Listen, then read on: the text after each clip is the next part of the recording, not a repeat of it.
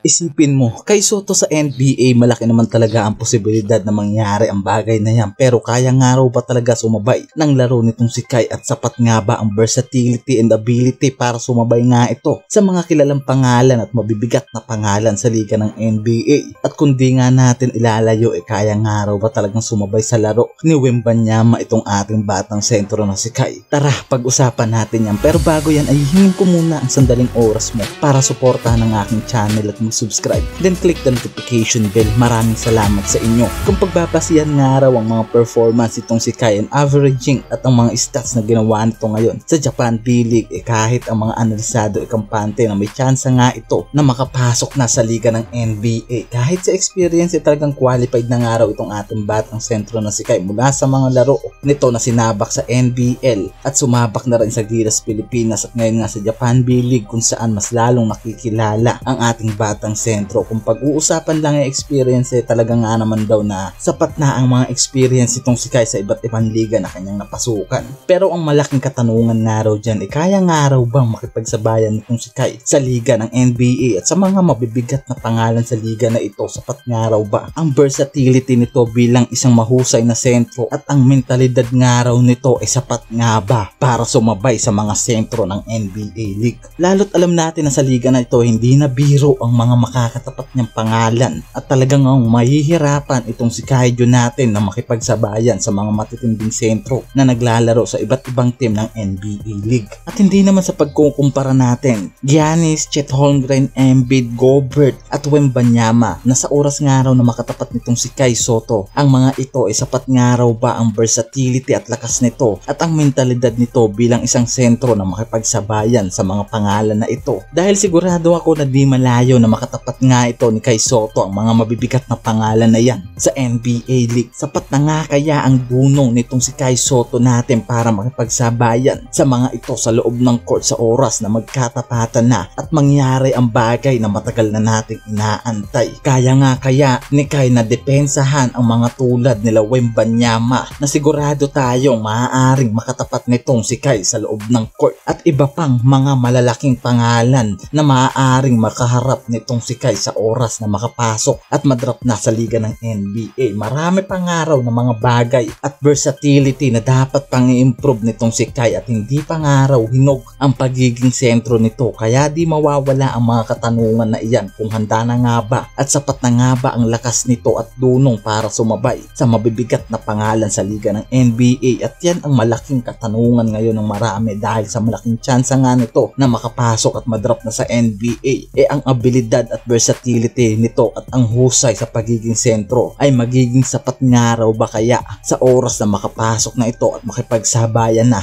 sa mga player ng NBA League?